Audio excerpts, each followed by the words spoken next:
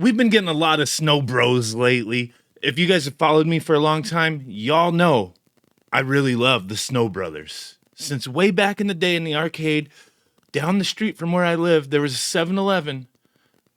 I was mesmerized by these snowmen in this machine. They had Snow Bros right in the corner of 7-Eleven, getting those big bite hot dogs, those big gulps, those Slurpees, just chilling, playing Snow Bros. I was mesmerized, man. And then when the NES version came out, it was sweet, dude. I always loved the game. Played it on the Game Boy, the NES, and the arcade. And I remember way later on discovering the Sega Mega Drive version.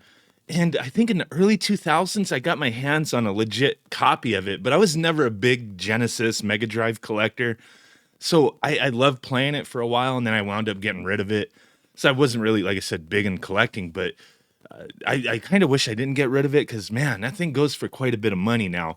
But Snow Bros, they've been coming back. We got Snow Bros Special, came out for the Switch. Snow Bros 2 Special's coming out soon, supposedly.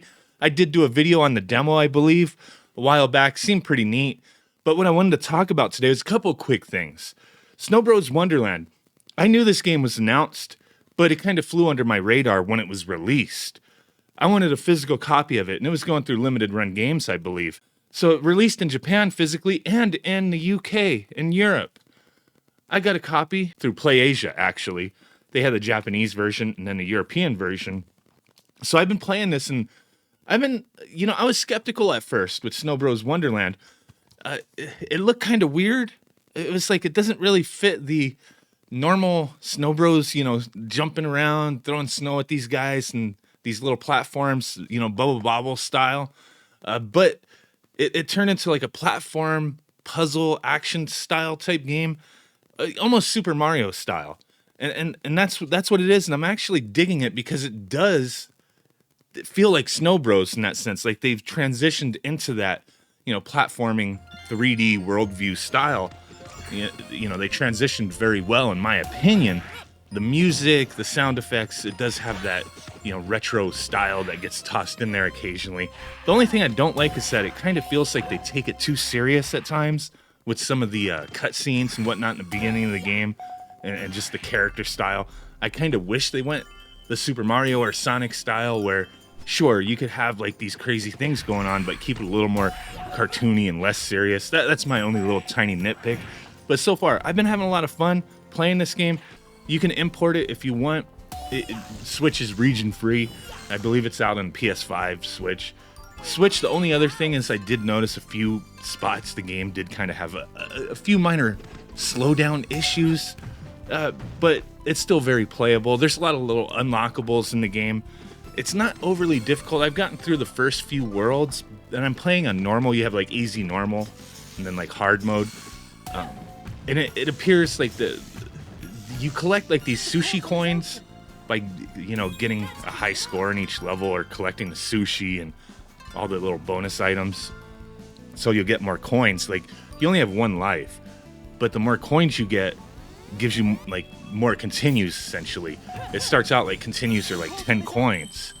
So I think I'm not sure if it just the more continues you use, the higher the price is, or if it's just later in the game the price gets higher, but it does scale somehow. But you collect so many damn coins that you have so many lives, it doesn't even freaking matter. But you can use those coins to buy like different costumes, like hats and gloves and boots and whatnot, and then special abilities that you find and unlock, stuff like that from playing the different levels, like speed up and just bonuses to your snowballs and things like that. So there's a lot of little unlockables. You can waste the coins, but those essentially are your lives. So you want to hold on to a good number of them. But like I said, I'm playing through normal, and it just seems like I have infinite lives if I want to. But it's a cool game. But moving on from that, Limited Run Games did announce a few days ago, just a couple days ago, that winter is here, and so are the Snow Bros. Pre-orders for an all-new retro re-release of Snow Bros for the Game Boy, NES, and Genesis are live. Pick up your copy or deluxe edition today. And people were hitting me up about this. I see Mark James has me tagged right here. A few people had sent me messages. I'm sure a lot of people thought I would be excited about this. I would hope to be excited about this. And to be just straight up, I am not excited about this. And the main reason is because it's being released by limited run games. And it's not just because it's limited run games, it's because it's not the company that I was hoping was going to release this. That is the main reason. But let's take a look at these listings and I'll explain why I'm disappointed here. So they have standard and then deluxe edition for each. Standard copy for Game Boy is $50. Standard for NES 60, standard for Genesis $60. And then it boosts up $30 for the deluxe edition for each. 80 for the Game Boy, 90 for the Genesis, 90 for the NES. If you go to the secondary market for the original versions of these, they are quite expensive. But the Game Boy one is the least expensive. You can get a loose copy for between $70 and $90, maybe less. Condition is everything. You guys know that when it comes to retro games. The Genesis version is the most expensive. I do have the price charting up right here. A loose copy, $338 is an average that, they pull together here. That fluctuates all the damn time. Complete, $900. Holy crap, right? NES is quite crazy as well. A loose copy between $200 to $300, depending on condition. Complete can be kind of crazy as well. Double that, if not more. But okay, this is the reason I'm disappointed. And I'm mainly going to focus on the Genesis and NES copy. They all come with the same stuff. It's all the same. But okay, you just look at the standard edition. Just comes with a box, manual, and game. And that's it. Okay? It's going to be releasing in September of next year, almost a freaking year. These fools are going to hold onto your money, interest-free loan for a year. I hate that, dude. I hate that. There's so many other companies. Like, I'll pre-order stuff from Big Bad Toy Store, and sometimes they might require a deposit depending on what it is. But most times, they ain't taking the full amount. Same thing with, like, the Square Enix store. Like, it'll be like, we'll take the money once it ships. But no, these fools take your money up front. I don't know. I know they had that purple dot thing or whatever, and you can cancel whenever you want and get your money back. I don't know. Somebody's getting money out of this, okay? Somebody's getting an interest-free loan. Drives me nuts. But the deluxe edition, this is what the deluxe edition comes with. You get this, like, I don't know what they call that. Clear snowy sparkle cartridge. Cool. And then you get a numbered foil O sleeve. That O sleeve, okay. Cool. It's got some foiling probably around the letters of the name, and then it's numbered. Okay, sweet. You get the manual, that snowy cartridge, a poster that's probably folded up in there, and then a soundtrack on a CD. Who the hell has CD player anymore? I don't. I mean, I have probably something lying around that can play CDs, but this is why I'm disappointed.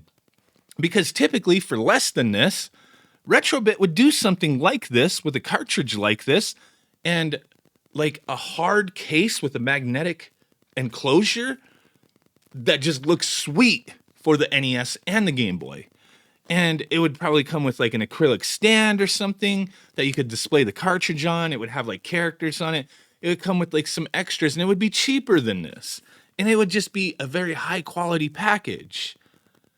This, when I've gotten some retro re-releases from Limited Run before, it's just a crappy box. And okay, the cartridge is typically fine, but the box is nothing to like brag about, It's just for the package, for the price here is what I'm disappointed compared to what Retrobit does. I was hopeful that Retrobit was going to get this, especially the Genesis version, because that is the hardest one to get, and it is the best port. I've never been into collecting Genesis games other than what Retrobit puts out as far as re-releases, because I never had a Genesis back in the day. Grew up with NES, Atari, then NES, Super Nintendo. Played Genesis at my friend's house back in the day and enjoyed the hell out of it. I had a Dreamcast. I had a Sega Saturn, was the first Sega console I had, but, I didn't have a Genesis. But this is the best Snow Bros port. I would even argue that this is better than the arcade version because all the extra content in it. I was really hoping that Retrobit would handle this because the package would be a hell of a lot better than what this is. That's all I'm saying. And it would be cheaper too. It wouldn't be $90. That's all I'm saying. It wouldn't be $90. That's why I'm not excited about this. That's why I'm not excited. And I wouldn't think that it would be like September It would probably be like if Retrobit did it now, it'd be like summer maybe, like before I don't know. It didn't. This just for whatever reason it went to limited run games, not Retrobit, and I am disappointed. I'm sorry. I don't know what else to say, man. I love Snow Bros, but I'm not happy with this. Let me know what you guys think. I'm sorry. Bye. I'm not happy.